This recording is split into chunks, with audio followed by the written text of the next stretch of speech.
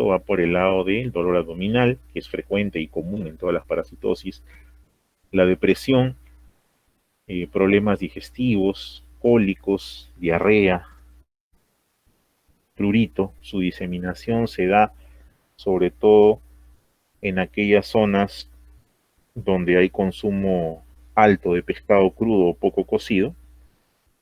En Sudamérica está dentro de ellos. De acuerdo a la manifestación clínica que se tiene, que es la que estamos describiendo, puede pasar inclusive desapercibido y permanecer durante años allí, pero eso favorece pues el mantenimiento de la infección por periodos largos de tiempo, dado que en el interior ya del hospedero adulto, o sea, en el interior del hospedero definitivo, que es el humano, el pleurocericoide se desarrolla hasta ser parásito adulto.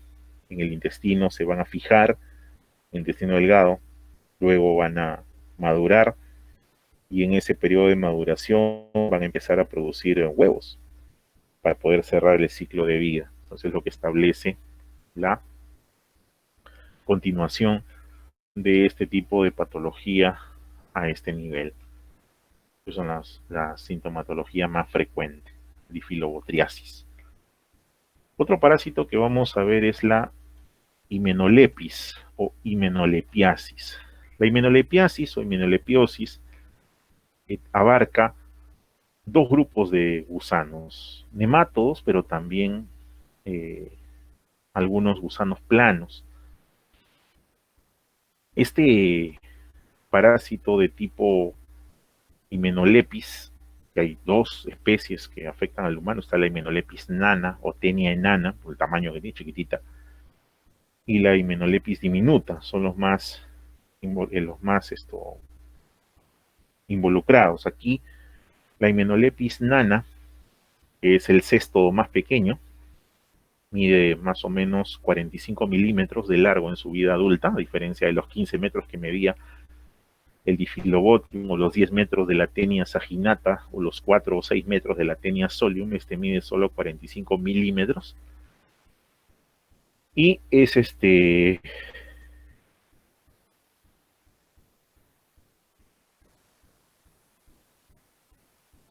tiene un cuerpo, como pueden ver, formado por tres regiones: un escólex, un cuello y un estróbilo. El escólex tiene un rostelo que es retráctil, con ganchos. Él tiene ventosas, 4 ventosas. El estróbilo tiene las unidades de reproducción, que son los proglótides. Este también es hermafrodita, como los cestos, que van variando en madurez a conforme se van alejando del extremo proximal de la cabeza del parásito. Los proglótidos varían entre inmaduros, maduros y grávidos. Los proglótidos grávidos son los más anchos y más largos. Estos proglótidos grávidos están llenos de huevos. La mayor parte de veces los huevos se desprenden mezclándose con las heces. Más o menos cada gusano puede tener 200 proglótidos en total, chiquititos pero tienen bastante. Los huevos que producen los proglótidos son esféricos y hialinos, a diferencia de los que habíamos visto de la tenia, que tenía una cutícula una más gruesa, más delgadita. La envoltura externa contiene al embrión hexacanto, igualito están ahí los 6 ganchos dentro de la estructura de la oncosfera, y una vez producido el huevo y que sale al exterior a la materia fecal, ya se consideran infectantes, o sea, no necesitan pasar por tierra para ser infectantes, sino que ni bien salen ya se consideran infectantes. Aquí hay dos ciclos de vida en la himenolipiasis. Está el ciclo directo, que se da en el hombre, por lo general al ingerir los huevos eliminados por la materia fecal del mismo humano o de un roedor, que puede ser rata o ratón. El huevo entra por vía oral pasa directo al estómago, donde igual los jugos gástricos y biliares actúan sobre la pared del huevo, lo reblandecen, el huevo eclosiona, libera la oncosfera o el embrión hexacanto que va a penetrar las vellosidades del epitelio en las primeras porciones del intestino delgado del huésped y en más o menos 5 días se transforma en un cisticercoide. En todo ese tiempo, el cisticercoide va a desarrollar y luego salir a la luz intestinal, va a migrar hacia las últimas porciones del intestino delgado, vale decir a la porción terminal del íleon, y allí, con ayuda de sus ventosas y de su rostelo, se va a fijar para completar su desarrollo en la fase adulta, que más o menos 3 semanas. Luego va a liberar sus proglótidos con huevos para cerrar el círculo de eh, transmisión de forma directa. Y en la forma indirecta, el hombre se infecta al ingerir los cisticercoides que se encuentran en los huéspedes intermediarios, como escarabajos y pulgas. Estos se infectaron previamente al estar en contacto con las heces que contenían los huevos. Entre los insectos que se infectan están los escarabajos de los géneros Tenebrio, Tribolium, las pulgas también, las tenocefálides, el Pulex irritans, la Xenopsila, que se infectan al ingerir los huevos eclosionan en la luz del insecto, en el intestinal, se fijan a su mucosa y luego migran para el probóscide a la hora de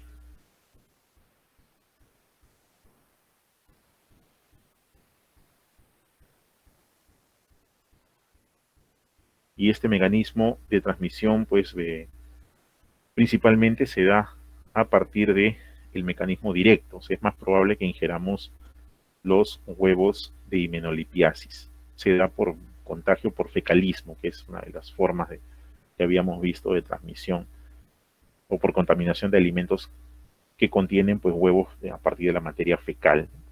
La himenolipiasis tiene una epidemiología bastante estudiada en el Perú. Hay unos 3 estudios que encontré, uno de ellos en Arequipa, en la localidad de Puchún, Camaná, donde se encontró una prevalencia de 47% de Himenolepis nana. O sea, casi la mitad de la población tenía himenolepiasis. En Jauja, 16%. En el departamento de Junín, en Jauja mismo 23%, y en Biel Salvador se encontró 0.47% y en Guarochirí 24% de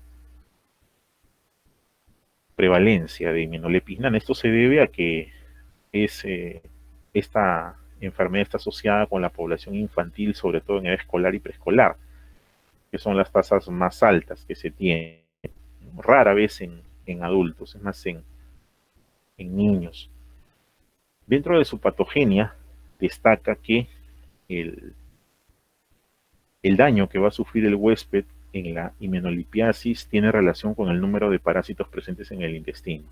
Esto va a empezar con la eclosión del huevo, la liberación de la oncosfera o del embrión hexacanto, que al tener contacto con el epitelio intestinal elimina vesículas que contienen gránulos con capacidad lítica, destruye el intestino. Al romperse la vesícula, las sustancias actúan sobre las vellosidades intestinales, así que van a provocar aplanamiento de las vellosidades, deformidad, destrucción, y luego cuando la oncosfera se fije con sus ganchos, induce daño de tipo traumático, y ese daño trae pues como consecuencia reacción inflamatoria. El parásito adulto causa traumatismo al introducir su excólex en la mucosa intestinal, así que puede desprenderse además con cierta frecuencia para trasladarse de un sitio a otro, y esto da lugar a una enteritis superficial que sin embargo no llega a ulcerarse o erosionarse en forma intensa, ¿no? Y otro mecanismo lesivo que utiliza Himenolepis nana es pues el mecanismo tóxico alérgico, producido por la absorción de productos metabólicos del parásito que actúan en diferentes lugares del huésped y que van a provocar alteraciones que se manifiestan de forma clínica, donde va a depender de la carga de parásitos, pero si bien es cierto, en algunos casos es asintomática, cuando los síntomas se dan, estos pueden ser pues más o menos constantes. Y dentro de su orden de importancia está pues el dolor abdominal, En primer lugar, dolor abdominal y mesogastrio. Esto se produce por el traumatismo por implantación del parásito y la reacción inflamatoria. La hiporexia, pérdida de apetito, disminución de apetito en realidad, y pérdida de peso. El meteorismo, con flatulencia y diarrea por aumento del peristaltismo intestinal y también por el poco alimento que el paciente ingiere. Y los productos metabólicos del parásito absorbidos por el huésped, que son tóxicos y además desencadenan reacción alérgica, que pueden provocar pues los demás síntomas como cefalea, náusea, somnolencia, prurito anal, que repercuten en el estado general del paciente. Puede haber también estreñimiento, puede haber tenesmo. Esa es la manifestación clínica más frecuente en el caso de la himenolipiasis por Hymenolepis dana e Hymenolepis diminuta, que es la otra especie que afecta al humano. Dipilidium es otro parásito causante de la dipilidiosis o dipilidiasis, producido por una especie que es el Dipilidium caninum, asociado a perros, gatos, zorros, chacales, hienas, pero que infecta de manera accidental al ser humano, especialmente a los niños, así que se considera también una zoonosis. Esta parasitosis es de distribución mundial. El Dipilidium caninum es un gusano plano, en forma de cinta, simétrico, y que tiene la característica de ser hermafrodita. Tiene también un escólex provisto de ventosa y ganchos con los que se van a fijar al tejido, y su cuerpo está dividido en segmentos llamados proglótides. Este parásito tiene esta porción cefálica con un rostelo y las ventosas que le permiten la adhesión. Tiene 3 fases de desarrollo, que es la fase de huevo, que se da sobre todo en las larvas de las pulgas y los piojos, la fase larvaria o cisticercoide en las pulgas adultas, y la fase adulta o ténia en los animales infectados, que vienen a ser los huéspedes definitivos. Los huevos son chiquititos con una cubierta delgada, aquí no se aprecia bien, pero la cubierta está más o menos aquí. Esta zona es la cubierta delgadita, y alina se le dice, o sea, clarita. En su interior está la oncosfera, donde se aprecian los ganchos, y estos huevos salen por paquetes de las proglótides, y una vez que se depositan en el suelo, pueden ser eh, digeridos o ingeridos por las pulgas. Tenocefalides canis, por ejemplo, la pulga del perro, la Tenocefalides felix, que infecta a los gatos, o el Pules irritans, que infecta a los hombres, así como algunos piojos. Y una vez dentro de ellos, continúan con su siguiente fase de desarrollo.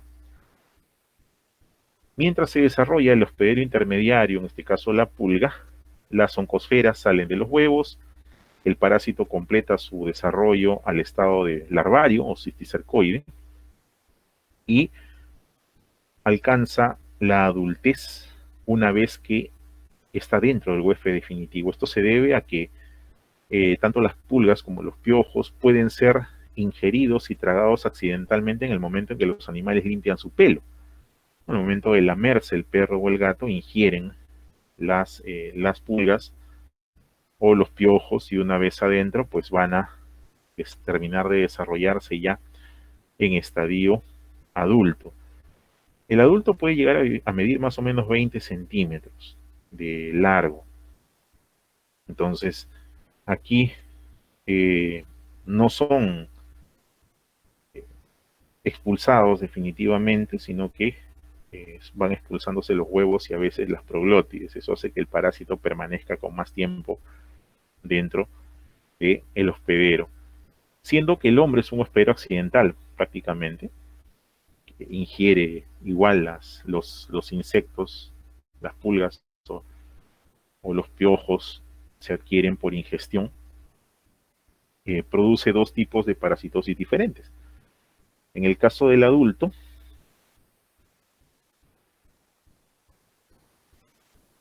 hay una secuencia de parasitosis que se tiene en cuenta a partir de los huéspedes intermediarios, que vale las pulgas, que vienen a ser las pulgas y los piojos.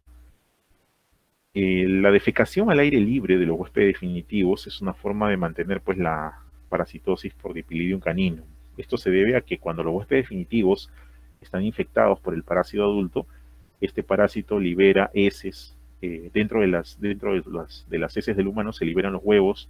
Estos continúan su desarrollo, son ingeridos por los estadios larvarios de pulgas y de piojos, y a partir de allí pueden propagarse.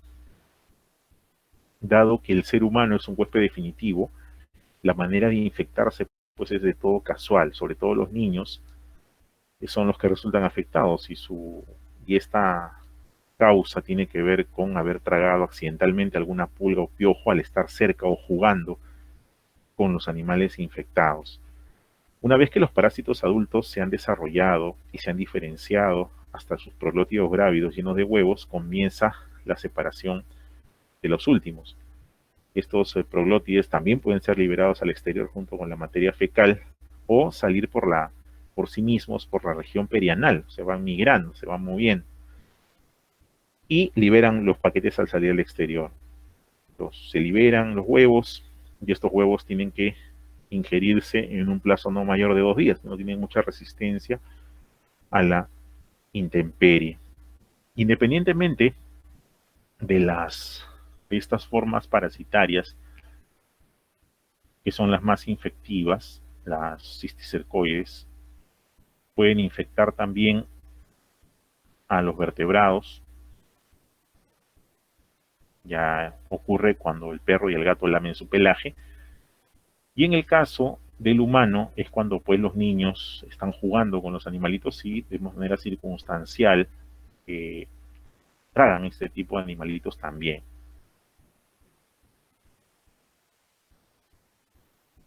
Las manifestaciones clínicas de este parásito no son muy variadas, van dentro del rango de las demás parasitosis. En algunos casos asintomática, pero algunos pacientes, niños sobre todo, pueden presentar pues pérdida de peso, pérdida de apetito primero, indigestión, dolor abdominal, diarrea en algunos de los casos.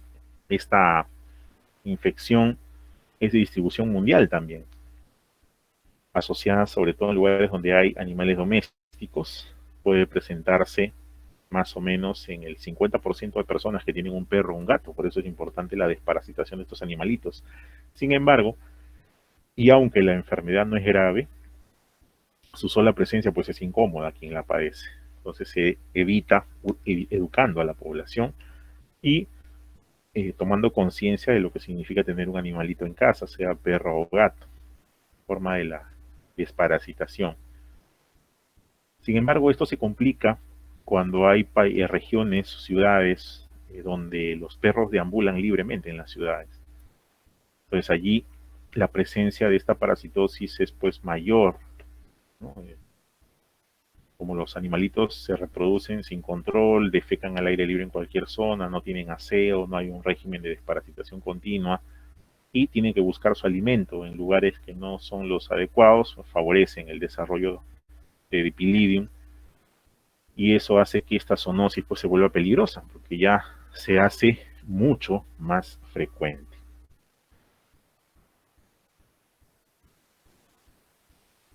Ahí está pero bueno, unas lesiones cutáneas, ¿no? Un poco frecuentes, pero es más la manifestación intestinal, ¿no? Ahí está el perrito, imagínense el perro utiliza su hocico y su lengua para diferentes actividades propias del perro. Él puede tomar agua del retrete inclusive, puede buscar comida en la basura, reconoce a otros animalitos, a otros perros a través del olor, y, y a través de él mismo se puede lamer sus partes, ¿no? sus genitales, y a veces con esa misma están dándole el perro, ¿no? Es una consecuencia de este tipo de enfermedad. Y vamos a ver ahora finalmente el último grupo, que son, vamos a ver el Echinococcus y ahí empezamos a ver los tremátodos. El Echinococcus es la última tenia que vamos a ver en esta parte del curso, la llamada hidatidosis o quiste hidatídico. También se le dice equinococosis quística. Es una zoonosis donde el hombre también se infecta de manera accidental y desempeña el papel de huésped intermediario aquí, dado que en nosotros se desarrolla solamente la forma larvaria, que se llama quiste hidatídico. El huésped definitivo es el perro.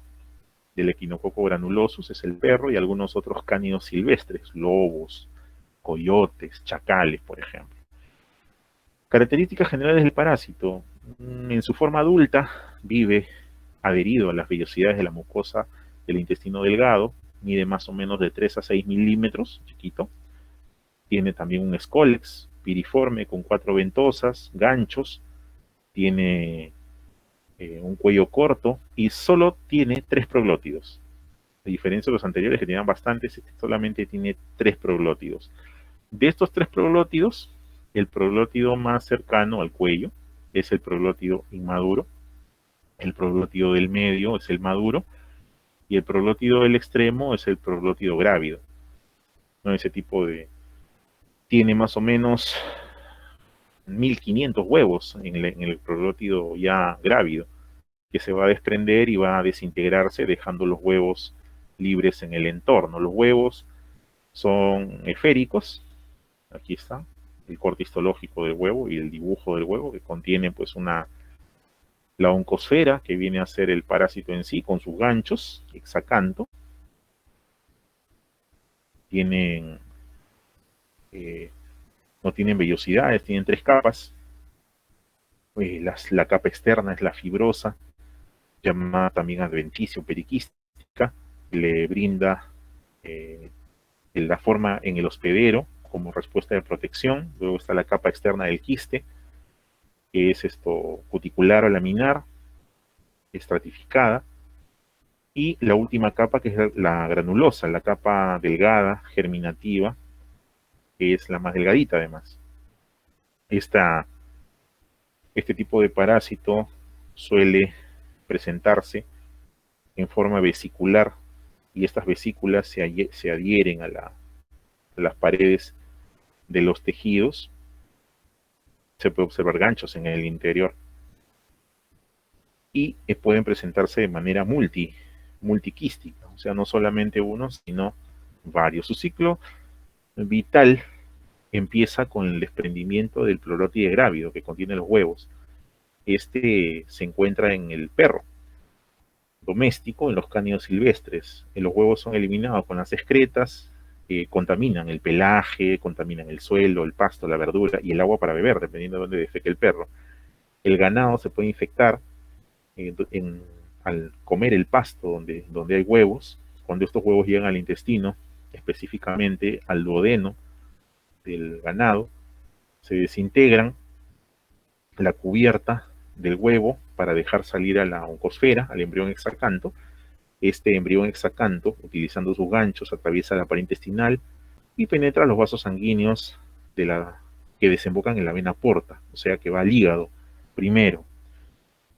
Y luego de pasar por los capilares hepáticos, alcanza la vena suprahepática, la cava inferior, corazón derecho y sigue hasta la arteria pulmonar al llegar a los pulmones.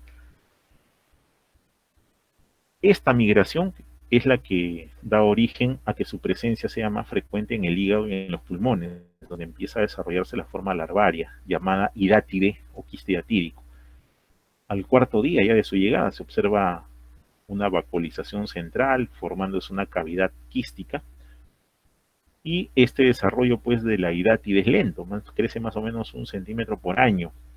Entonces es raro que llegue al corazón izquierdo, generalmente se queda en el lado de la circulación derecha, y el tiempo promedio desde que el ovino ingiere los huevos hasta la formación de los escólices es más o menos 9 meses. Pero para cerrar el ciclo es necesario que los cánidos ingieran las vísceras con el quiste. Entonces así los protoescólices, los quistes fértiles, salen, el escólex se fija en el intestino delgado y recién se desarrolla el adulto de Echinococcus granulosus. Luego este adulto inicia la producción de huevos a partir de 47 a 61 días más o menos, después de la ingestión de protoescólices, ¿no? Hermafrodita. Este parásito tiene una distribución mundial también, Perú está dentro de ellos, Echinococcus granulosus es altamente endémico en nuestra región. Esta epidemiología hace que haya prevalencia de este quiste con edades, en pacientes que van con edades desde los 20 hasta por encima de los 60 años. Sin embargo, la infección se da sobre todo a los 3 años de edad.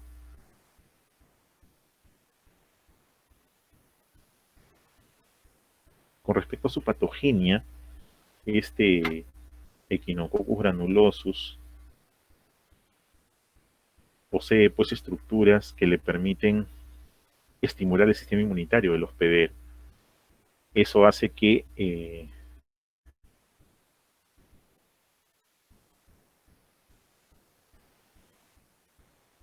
las células inmunitarias del paciente inmunocompetente tomen contacto con la célula parasitaria y permite el paso de algunas moléculas. Sin embargo, esta estimulación inmunológica proporciona inmunógenos, o sea, a partir de inmunógenos parasitarios de líquido y atídico, los cuales al reventarse el quiste toman contacto con el sistema, desencadenando respuesta celular inflamatoria. Por eso es importante que cuando se extraen estos quistes en las cirugías no se tienen que reventar, o sea, hay que sacarlos con mucho cuidado. Siempre es una característica del cirujano tratar de sacar el quiste atídico completo, o sea, sin romperlo, porque al romperlo, el líquido que contiene, las proteínas del líquido, desencadenan reacciones inflamatorias intensas. Entonces, esta respuesta, que puede ser humoral, pero también celular inflamatoria, hace que los leucocitos se incrementen en sangre, sobre todo eosinófilos, pero también linfocitos y macrófagos. Y puede haber también en el tejido fibroblastos, que son los que van a formar la capa fibrosa que va a separar el parásito del huésped. Dentro de sus manifestaciones clínicas destaca su ubicación. Aquí vemos ubicados múltiples quistes hidatídicos en el pulmón. Vemos tanto en la radiografía como en la tomografía también hay quiste en el hígado cerebral. Los quistes cerebrales parecen como si fuese un huevo, y dentro de ese huevo está el patógeno. Este quiste, como evoluciona con lentitud y de forma silenciosa, a veces no causa signos ni síntomas y solo se demuestra por su volumen, o sea, cuando ha crecido demasiado. Y puede desencadenar pues síndromes tumorales o síndromes dolorosos o hipersensibilidad, dependiendo del órgano afectado.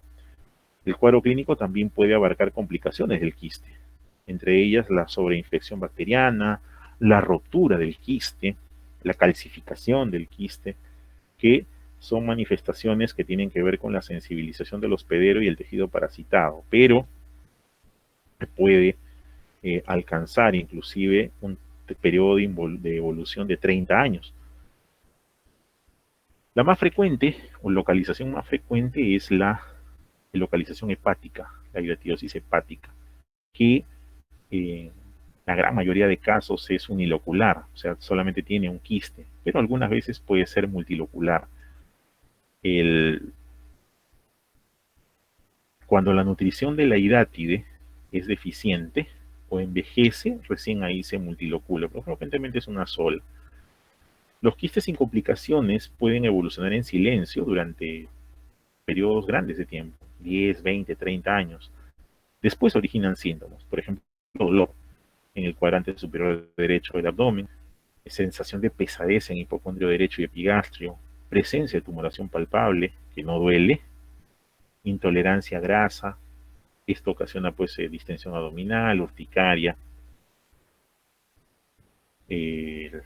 Los síntomas se inician, en el caso del pulmón, se observa sobre todo en los lóbulos inferiores, como podemos ver en la radiografía. de preferencia en el pulmón derecho. Pueden ser uniloculares mayormente, pero a veces hay varios multiloculares. Esta cubierta del quiste es delgada, así que a veces se puede expulsar en el esputo si se rompiese y tiene comunicación con el árbol respiratorio, pueden expulsarse por el esputo el contenido. No deforman el tórax, tampoco hacen hueco a las costillas, sino que permanecen ahí en el pulmón. Y los síntomas comienzan cuando el quiste mide de 5 a 6 centímetros o porque se complica. El quiste no complicado es mayormente asintomático o presenta síntomas de dolor, como dolor específico, tos con expectoración, disnea, ¿no? Y se diagnostica pues por radiografía. Pero cuando hay mucho tamaño, sí afecta los ruidos pulmonares porque aparece disminución del murmullo vesicular, al hacer la percusión aparece matidez. Los quistes pulmonares siempre evolucionan y se complican más rápido que los quistes hepáticos, y la complicación más frecuente es la abertura a los bronquios, porque eso da un cuadro que se conoce como hidatoptisis, o sea, eliminación del quiste hidatídico por el esputo, con infecciones asociadas. Puede haber expulsión de las membranas, inclusive vesiculares. Puede complicarse con hemoptisis si hay perforación de algún vaso sanguíneo. Puede romperse la cavidad pleural.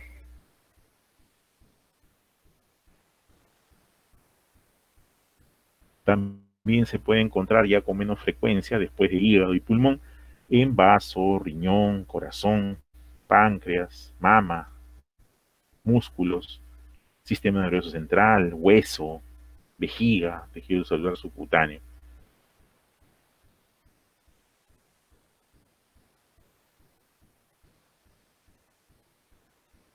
Los tremátodos, que es el otro grupo de parásitos, además de los nematodos y los céstodos que vamos a ver ahora, tienen una formación bastante característica. Vamos a ver primero el eschistosoma, después el Paragonimus y finalmente la fasciola.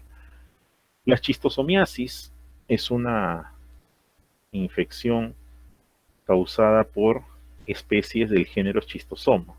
El Schistosoma manzoni, que es el más común, pero hay otros eschistosomas como el Japonicum, el Hematobium, el Mecongi, y hay uno más, Intercalatum, creo que es. Son eh, tremátodos que sí se diferencian en macho y hembra, no son hermafroditas. En su forma adulta son parásitos hemáticos y se producen a través de la transmisión por caracoles de agua dulce. Entonces están asociados a algunos tipos de costumbres. En cuanto a las características del parásito, el macho mide más o menos 15 milímetros, las hembras son un poquito más grandes, 22 milímetros, y tienen un útero grande donde desarrollan más de 100 huevos al mismo tiempo. Tienen como huéspedes intermediarios algunos anfibios distribuidos en una amplia zona mundial. En América, el que destaca es el Schistosoma manzoni, que tiene presencia en casi toda América, principalmente Brasil, Venezuela también.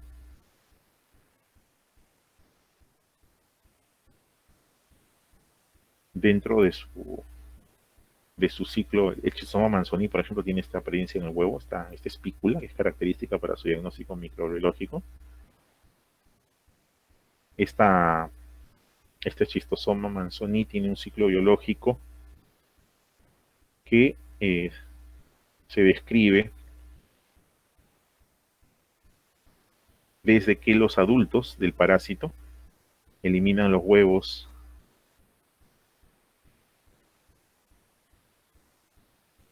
dentro de las paredes del intestino delgado o del recto o de la vejiga urinaria, ¿no? En el caso de el Schistosoma hematobium causa schistosomiasis urinaria. Los huevos son inmaduros cuando salen, tienen un embrión pero son inmaduros, el embrión se desarrolla para formar para formar una larva llamada larva ciliada o miracidio. El miracidio, a través de poros del huevo, elimina enzimas proteolíticas, por lo tanto, puede abrirse camino tanto hacia la luz del intestino como hacia la orina. En el caso del Schistosoma manzoni y del Japonicum hymekonji en las heces, en el caso del Schistosoma hematobium lo hace en la orina, y a partir de allí hacia el exterior. Una vez que salen del humano y en contacto con el agua dulce, los huevos ya eclosionan y los miracidios se desplazan activamente en movimiento continuo de sus cilios en busca de caracoles susceptibles a la infección. Hay una amplia variedad de huéspedes intermediarios. Estos miracidios penetran por las paredes blandas del caracol, pierden sus superficies ciliadas y se inmovilizan, transformándose en un pequeño saco llamado esporoquiste, ya dentro del caracol, esporoquiste primario. Una vez allí, las células germinativas se multiplican, dan origen a un esporoquiste secundario, los cuales abandonan al esporoquiste primario y migran al hepatopáncreas del caracol. Dentro de cada esporoquiste se desarrollan las cercarias. Estas cercarias tienen una cabeza con glándulas cefálicas grandes, con ventosas, una oral y una ventral y una cola bifurcada, que es la que vemos aquí, son las cercarias. Cada miracidio da origen a miles de cercarias del mismo sexo, y eso depende del número, depende de la especie. Por ejemplo, el Schistosoma manzoni, un miracidio, produce más o menos 300.000 cercarias durante la vida del caracol que parasita. El periodo de infección en el caracol mismo, desde la infección hasta la emisión de las cercarias, es más o menos 45 días. Los esporoquistes pueden volver a formar una tercera generación de esporoquistes con más cercarias. Esta emisión de cercarias ocurre generalmente en las horas de mayor luminosidad, en el día, mediodía, media tarde, y temperatura, y una vez que abandonan los tejidos del caracol se mueven en el agua como un tirabuzón, utilizando la colita que tienen bifurcada. Y al hacer contacto con la piel del huésped vertebrado, en este caso, lo que hacen es colocarse perpendicularmente a la superficie, penetran la piel, por lo tanto, y una vez allí secretan unas sustancias líticas para poder penetrar la piel. Y una vez que penetran en la piel, pierden la cola. Y una vez que pierden la cola, se transforman en una nueva forma evolutiva que se llama esquistosómulos, que son estos de aquí, los esquistosómulos. Estos esquistosómulos alcanzan la circulación y pueden ser llevados primero al corazón del lado derecho, de ahí a los pulmones. Es en el pulmón, las larvas pasan del lecho vascular venoso al arterial, rompen los espacios del tejido alveolar que los separa, y a partir de allí son distribuidos por todo el cuerpo. Las formas juveniles que llegan a los plexos arterial, mesentérico, pélvico o vesical lo abandonan y pasan nuevamente al torrente venoso. Y en el caso del Schistosoma manzoni, al cauce del hígado, donde las larvas van a madurar hasta convertirse en adultos. Estos adultos se van a aparear. Los machos suelen cargar a las hembras en una depresión ventral que se llama canal ginecóforo, y luego viajan por la corriente del sistema portal hasta alcanzar nuevamente los capilares mesentéricos, donde las hembras van a depositar los huevos y completan el ciclo evolutivo.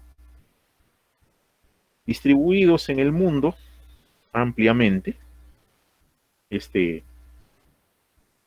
tipo de parásitos está asociado al contacto del hombre con algunos animales de agua dulce, los caracoles, por ejemplo. que a su vez se infectaron con heces de hombre o de reservorios animales. Entonces, el hombre es también aquí el principal responsable de la transmisión de esquistosomiasis. Esto hace que el, el hombre infectado contamine las aguas con las heces o con la orina.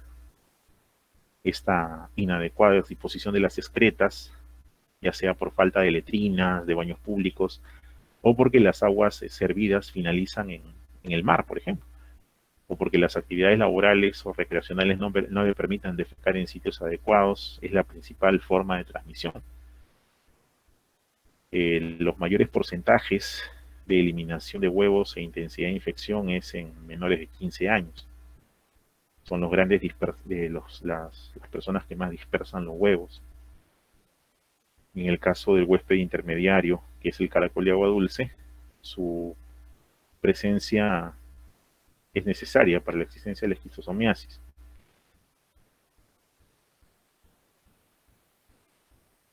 En cuanto a su patogenia, la forma de producción de enfermedad tiene que ver con su mecanismo de ingreso, la penetración a través de la piel, donde van a aparecer primero máculas, manchas y pápulas pruriginosas con dermatitis asociada, la cual dependerá y se extenderá de acuerdo al inóculo y a los sitios de penetración.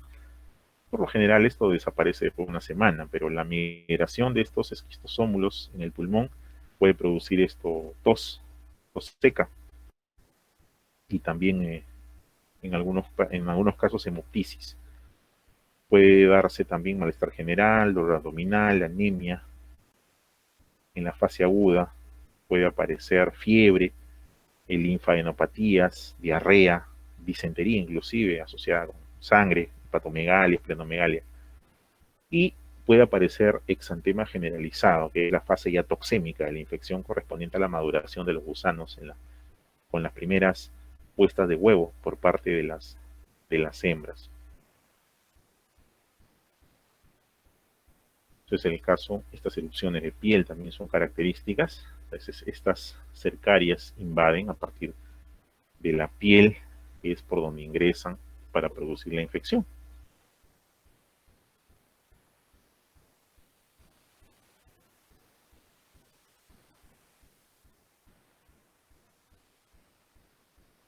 Hay otras formas clínicas de schistosoma mansoní que tienen que ver con ubicación intestinal netamente, aparte del hepatointestinal, hepatoesplénica. La otra infección es la producida por el paragonimus, la paragonimiasis.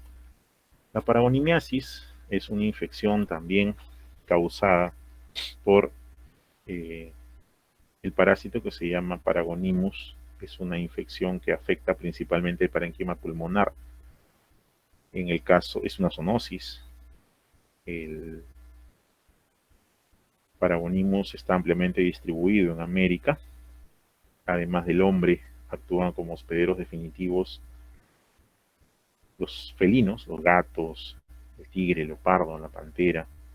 Son huéspedes definitivos. Este Paragonimus tiene como características generales que la fuente de infección es para el hombre, y los huéspedes definitivos son los cangrejos, los langostinos, que contienen las larvas infectantes, que son las metacercarias.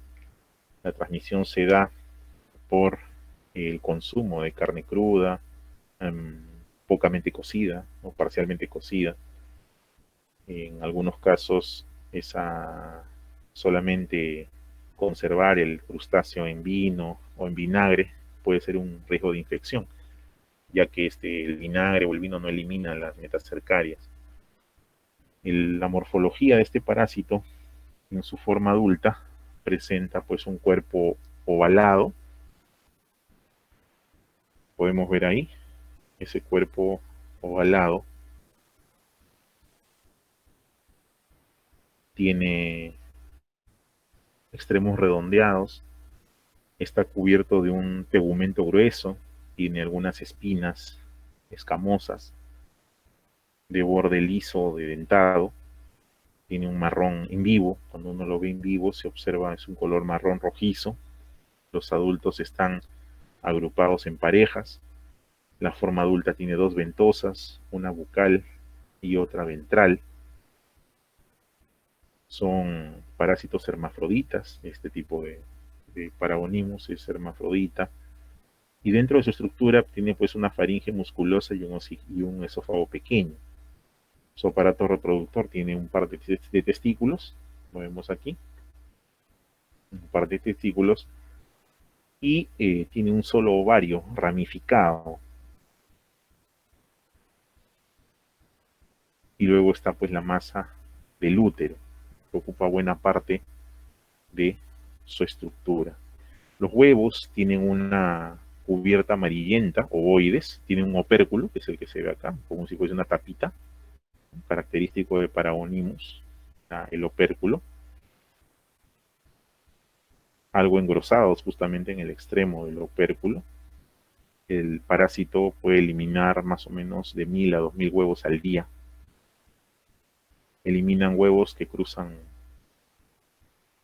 la cápsula y pasan a los bronquiolos para luego ser deglutidos o expulsados con el esputo.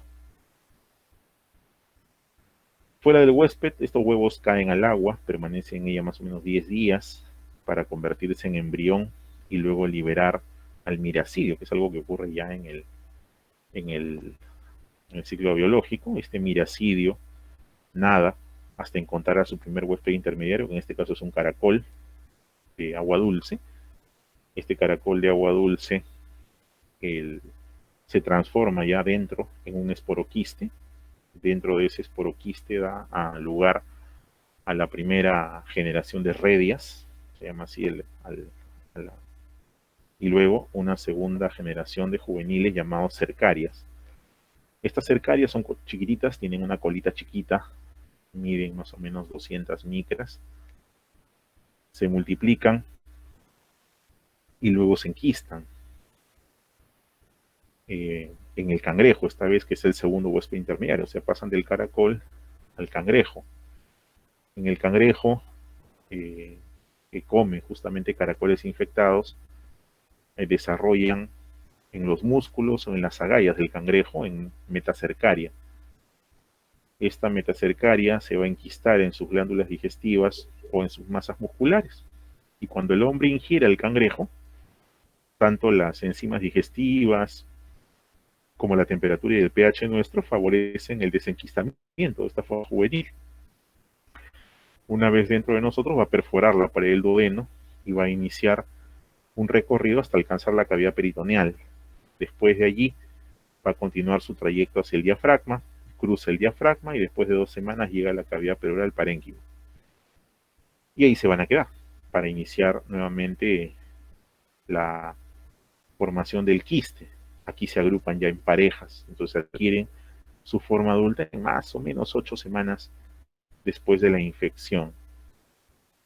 Este Paragonimus, a pesar de que es hermafrodita, de manera funcional tienen actividad unisexual, no se autofertilizan, por eso están de a dos. En el caso del hombre, los parásitos adultos pueden vivir pues hasta 6 años. Con referencia a su epidemiología, podemos decir que es un parásito que está distribuido a lo largo del mundo. Perú también está dentro de casos reportados de paragonimiasis, asociado justamente con el consumo de crustáceos mal cocidos. Y dentro de sus mecanismos patogénicos, podemos decir que las lesiones pues son variadas y dependen de muchos aspectos. Depende del número de parásitos, de si migran o no los pulmones, la permanencia en los quistes pulmonares y si están localizados en algunos otros lugares de importancia. En las infecciones leves, el daño es localizado, pero si hay infecciones masivas, el compromiso del órgano se da. Durante la migración, el huésped, este tremátodo, estimula la proliferación de tejido conectivo.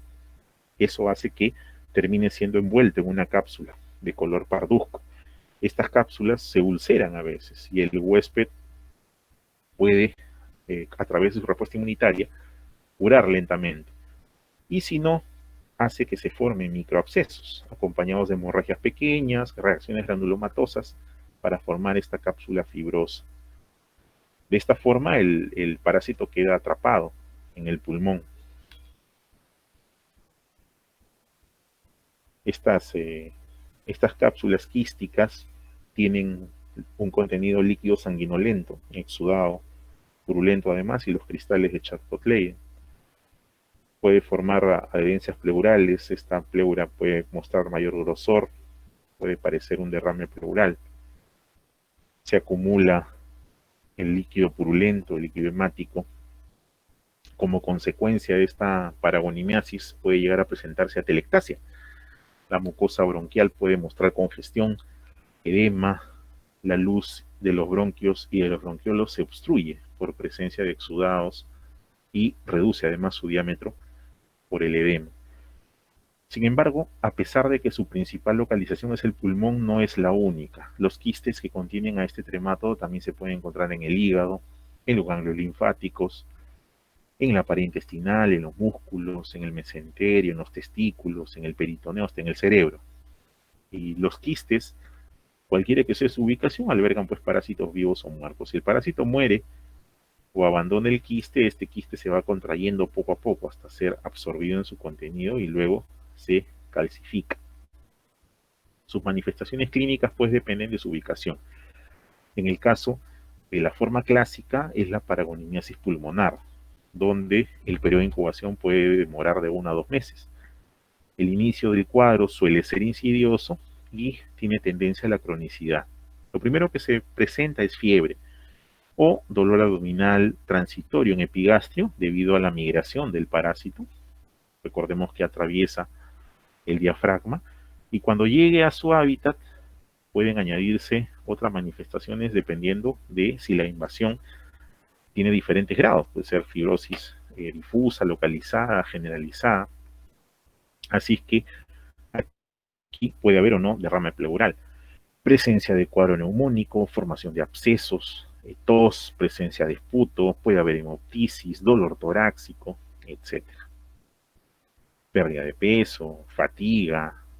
Eso hace que a veces se confunda este cuadro con neumonía bacteriana o con tuberculosis. De ahí la importancia de su diagnóstico. Las ubicaciones cerebrales son escasas, son menos del 1% de casos. Y síntomas de meningitis con irritación, encefalitis, aracnoiditis, etcétera. Convulsiones también puede haber. Y en la médula, cuando hay compromiso, puede haber pues parálisis o pérdida de sensibilidad, que es otro cuadro asociado. Fasciola, la fasciola hepática, que es el último de los trematos que vamos a ver, también se considera una zoonosis. La fasciolosis o fasciolasis es una zoonosis producida por ese tremato, fasciola hepática, que de acuerdo a su dinámica de transmisión se considera pues una zooantroponosis, donde es una enfermedad común que puede ser adquirida por el hombre, pero es común en animales herbívoros. Este parásito, en su estado adulto, se puede localizar en los conductos biliares, más o menos mide 3 centímetros y tiene una forma característica de cono cefálico. Es como si fuese un conito, una forma foliácea, se le dice también, forma de hoja. En su hábitat puede secretar sustancias líticas y anticoagulantes, se alimenta con restos de células, se alimenta de sangre. En el caso del ganado, puede producir la muerte, parasitosis masivas. Es un trematodo hermafrodita. En su hábitat natural puede haber incluso copulación entre los individuos, pero es un parásito en sí. Este organismo tiene fases de multiplicación en sus estadios larvarios.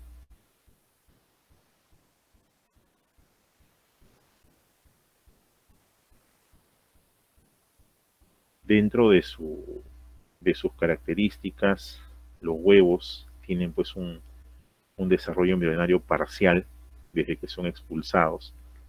Los huevos son operculados, se aprecia bien aquí, pero tienen un opérculo, tienen como una tapita, caen en el agua donde hay caracoles de la familia Limnadeae. Esos caracoles son los que van a oficiar como hospederos. intermediarios, el caracol. Al ser expulsados, estos huevos van embrionándose en forma de mórula. Después sale una larva ciliada llamada miracidio. Este miracidio va a evolucionar hacia un esporoquiste ya en el caracol, luego una redia y luego una cercaria. Esta cercaria es liberada del caracol y se puede enquistar en cualquier superficie, lo que incluye plantas acuáticas, por ejemplo, las algas marinas o las algas de agua dulce. Estas cercarias tienen una colita, la pierden al enquistarse y adquieren el nombre de metacercarias. Entonces, cuando están enquistadas en las plantas, a pesar de que se laven, no es suficiente para eliminar al parásito y es el mecanismo más importante de adquirir la fasciolosis. Está asociada al consumo de este tipo de estos vegetales. Una vez que se ingiere, la metacercaria pasa por el proceso digestivo gástrico, donde se disuelve su envoltura, se liberan los gusanos juveniles, que se les dice adolescarias bien, tienen proteasas, estas adolescarias que atraviesan la pared intestinal, migran por el peritoneo hacia el hígado, cruzan la cápsula de Gleason y luego se ubican en los conductos biliares, donde ya van a madurar sexualmente y luego van a fecundar e iniciar la oviposición. Su epidemiología, primero, su epidemiología importante desde el punto de vista de que es un parásito común de rumiantes. Causa pérdidas en la ganadería cuando no es controlado, pero para el caso del hombre no se considera importante. Hay poco registro de enfermedades, pero esto sí se diagnostica solamente cuando se piensa en ella o se tiene pues una buena historia epidemiológica. Por lo general no se hace diagnóstico, no pasa pues desapercibida. Y esto se debe a que su cuadro clínico se reduce a la enquistación. En el caso de la patogenia, esta fasciolasis humana va a depender siempre de sus mecanismos patogénicos del número de parásitos juveniles que penetren la pared intestina. O sea, estos van a migrar por el peritoneo, van a atravesar la cápsula de Gleason y van a llegar al parénquima hepático para finalmente quedarse en los conductos biliares. Entonces, este fenómeno de migración causa hemorragias focales, inflamación, pero que no tienen traducción clínica detectable, o sea, no hay síntomas ni signos clínicos. Estos cambios patogénicos se producen durante 4 a 6 semanas, que es el periodo que demoran en llegar. Estos parásitos pueden digerir además los tejidos hepáticos a través de sus proteasas, o sea, causan una hepatitis leve y luego aparecen pues focos hemorrágicos.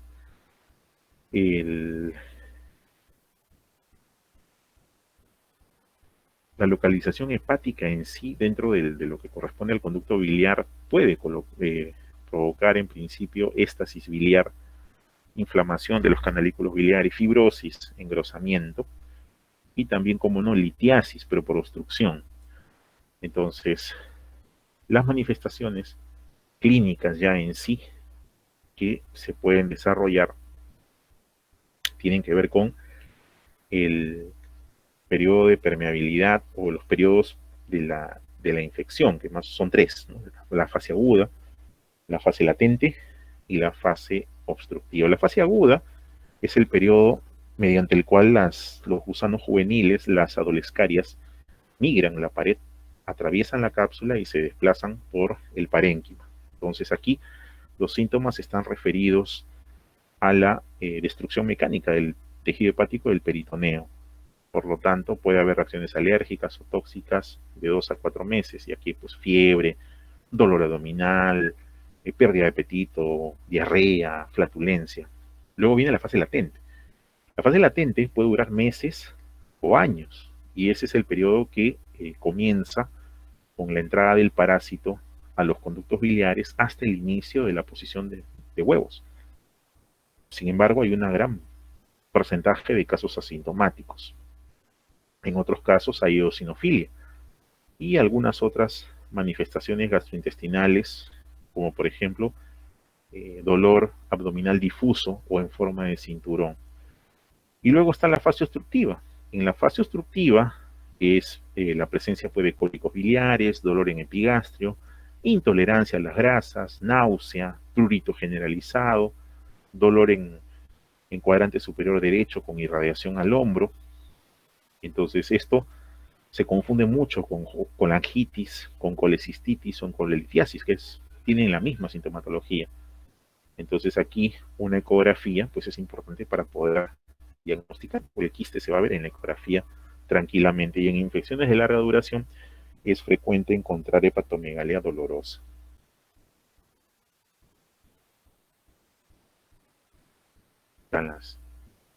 La presencia de la fasciol está en el conducto hepático, adherida a través de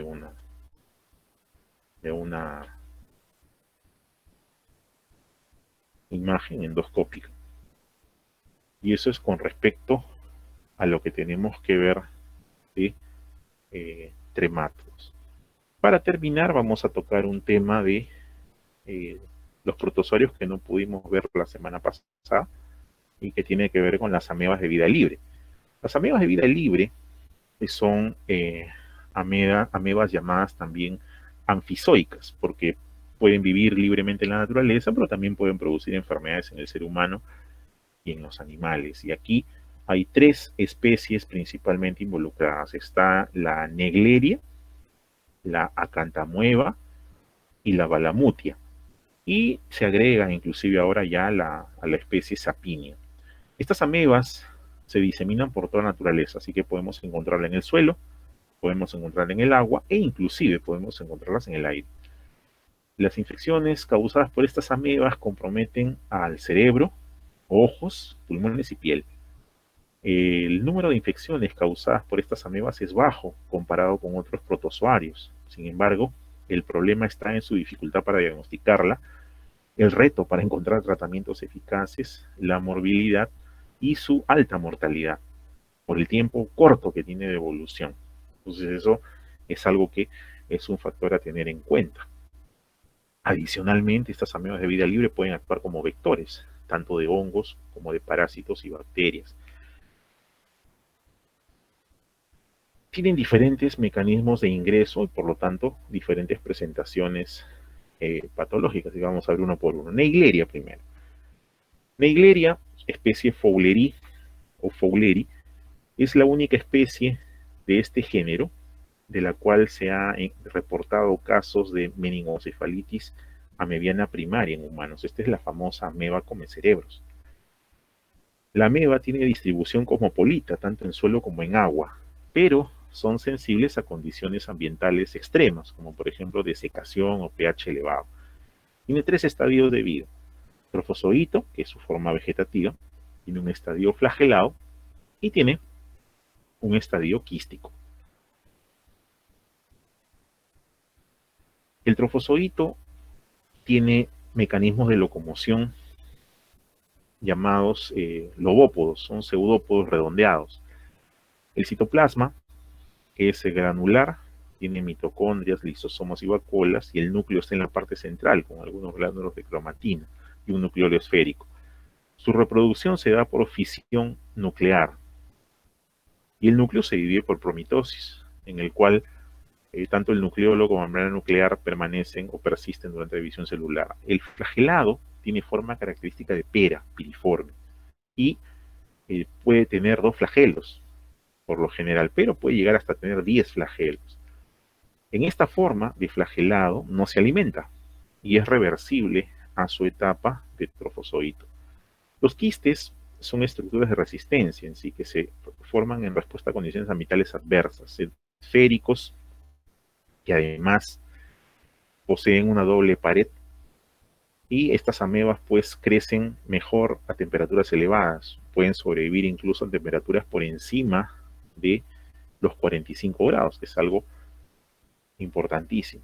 causan encefalitis amebiana y como pueden ver en la imagen, su punto de ingreso es la cavidad nasal, sobre todo en aquellas personas que nadan en aguas estancadas. Ingresa por la cavidad nasal y a partir de ahí atraviesa pues la membrana criboidea y llega hasta el cerebro para producir la meningoencefalitis amebiana primaria. Esta meningoencefalitis amebiana primaria tiene un curso clínico rapidísimo, su incubación es de 3 a 5 días y si no hay tratamiento la muerte ocurre máximo en una semana. Clínicamente hay dolor en la parte frontal de la cabeza, hay fiebre, náusea, vómito, hay rigidez de cuello, luego aparece el coma, epilepsia y finalmente la muerte con insuficiencia cardiorrespiratoria por edema cerebral grave. La cantamueva es otra especie que está involucrada en este tipo de padecimientos. La acantamueva es el género, tiene varias especies. Está la acantamueva castellani, la acantamueva polífaga. Este género amebiano es el más común, distribuido en la naturaleza, en el agua, en el suelo, y tiene solo dos estadios, trofozoito y quiste. El trofozoito tiene sus pseudópodos finos, que se llaman acantópodos. El citoplasma tiene pues mitocondrias, lisosomas, ribosomas y vacuolas.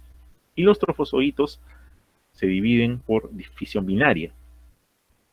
Mientras que el quiste tiene pared doble, y una pared externa que es ondulada, una pared interna que es generalmente esférica, a veces es poligonal o estrellada. El quiste se forma también como reacción a condiciones ambientales adversas, desecación, falta de alimento, agentes físicos. Crecen a 37 grados, también lo pueden hacer a temperaturas mayores. Y su punto de ingreso principalmente es el ojo. Puede ingresar por la nariz, sí, pero principalmente lo hacen a través de la vía ocular y también por la piel, sobre todo la piel rota, la piel con herida. Pueden causar encefalitis amebiana, pero se caracterizan sobre todo por causar queratitis amebiana, que no es otra cosa que inflamación de la córnea. Este es resultado de un traumatismo corneal, puede ser por manejo inadecuado de lentes de contacto, sobre todo cuando usan agua destilada sin esterilizar o preparan las soluciones para el lavado de lentes de contacto con agua de caño. Entonces las amebas entran al estroma de la córnea por rompimiento justamente de epitelio constructivo, por abrasión, suelen ser unilaterales, se puede confundir con una queratitis viral, citomegalovirus, herpes también causan este tipo de queratitis, pero se puede observar al diagnóstico microbiológico. Los trofozoitos de esta acantamueva secretan enzimas colagenolíticas y proteinasas, que una vez que se establecen en el estroma corneal son difíciles de erradicar. Inclusive, una vez tratada la infección, puede esto reactivarse. Entonces, el tratamiento final es el trasplante de córnea para poder reparar el daño producido. Y en el peor de los casos, lo que se hace es la enucleación, o sea, hay que sacarle el ojo para que no avance la infección. Y la otra especie que tenemos que ver es la Balamutia mandrilaris. La Balamutia es la otra especie de ameba de vida libre que se aísla del suelo. Tiene dos fases también, trofozoito y quiste. Una de las fases, que es el trofozoito, tiene una forma irregular, a veces parece como si fuese una araña. Ustedes pueden ver en la figura el trofozoito, tiene sus prolongaciones, prolongaciones como si fuesen dendritas, ¿se ven acá? Característico de Balamutia. Y tiene también la forma quística, ¿no? Con 3 capas, igual. Esta Balamutia mandrilaris, igual que la Naegleria, ingresa por el tracto respiratorio, pero también puede ingresar por la piel. Y esta también causa infecciones tanto en piel como meningoencefalitis amebiana primaria.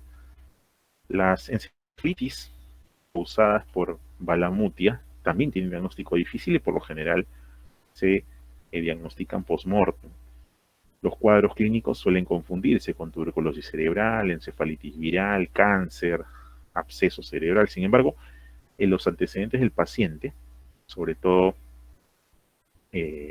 la presencia de falta de respuesta al tratamiento o nódulos cutáneos pueden hacer pensar en infecciones por balamutia. Pero esto, desafortunadamente, pues el diagnóstico a veces se hace tarde, no hay mucho tiempo para poder realizar un tratamiento que además no suele ser eficaz.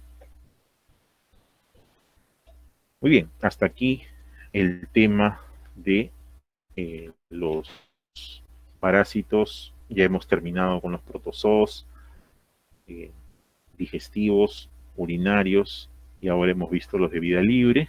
También hemos visto ya las infecciones producidas por nematodos intestinales y tisulares y por platelmintos. Nos queda solamente ver el último grupo de parásitos, que son los parásitos hemáticos. O sea, en la siguiente clase vamos a hablar de enfermedad de Chagas, o sea, tripanosoma. Vamos a hablar de leishmania, parásito tisular, causante de la UTA. Vamos a hablar también de malaria, el paludismo, plasmodium, y de toxoplasmosis, tanto el toxoplasma asociado a pacientes inmunodeprimidos como la toxoplasmosis congénita. Y con eso estamos cubriendo, creo que el 90% de los parásitos conocidos y el 100% de los conocidos en el Perú, ¿no? Que era lo importante. Y la última clase, que es la subsiguiente semana, ya la tienen con el doctor Calderón, donde van a hablar acerca de los artrópodos de importancia médica, así que hablarán ahí de las pulgas, de los mosquitos, hablarán de los arácnidos y de otros importantes. Muy bien, hasta aquí la clase de hoy. Creo que hemos 3 horas y cuánto nos hemos pasado. Bueno, son clases largas, no es así lo programa la universidad. Ahora sí voy a tomar agua y los dejo respirar a ustedes. Sí, no he parado de hablar en 3 horas, es terrible. Pero bueno, avanzamos. A ustedes las gracias, chicos. Nos vemos el día martes, con ustedes nos escuchamos. El lunes para la recuperación, el martes con la práctica y así continuamos.